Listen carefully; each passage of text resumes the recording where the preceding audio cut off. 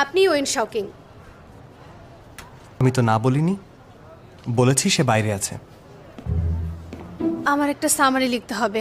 Free টাইমে আসবো? না, তাহলে কিভাবে আপনার কাছে আসবো? যদি আপনি অসুস্থ হন তখনই আসতে পারবেন। অসুস্থ? আপনি একটা আমার কথাটা ভেবে দেখ, যদি মেয়েটা কখনোই না আসে তখন কি হবে? তুমি সত্যি চলে যাচ্ছ? তুমি কাঁদছো কেন? তুমি চলে যাওয়ার আগে আমি অপেক্ষা করব বলেছিলাম। ফিরে এসে তোমার জন্য এখানে অপেক্ষা করব। এই সুযোগে আরেকবার আমার পরিচয়টা দিতে চাই। আমি ড্যারন ল ফার্ম থেকে ইন্টার্ন করতে এখানে এসেছি। আমার নাম ক্যারেন।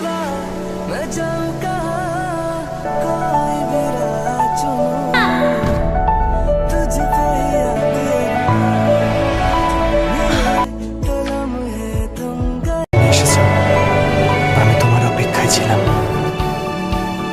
আমি ভেবেছিলাম উনি আমাকে ভুল করে জড়িয়ে ধরেছেন। আসলে না, উনি অনেকটা পথ পাড়ি দিয়ে তারপর গন্তব্যে পৌঁছেছেন।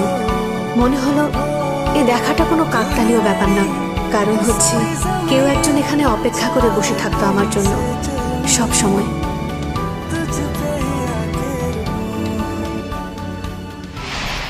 আপনি অনেক বেশি আন্তরিকতা দেখাচ্ছেন। আপনারা কি নতুন কলিগদের এভাবেই স্বাগত জানান?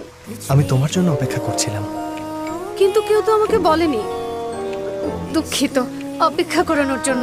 তুমি এখানে এসেছো শুধু অফিসিয়াল কথা বলতে? না, তা নয়। তুমি জানো না আমি কে? ওয়েন শকিং, দ্য গড অফ ক্র্যানিওটমি।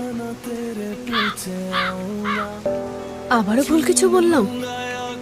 এই লোকের সাথে কথা বলা মুশকিল, তার চেয়ে বরং কেটে পড়ি।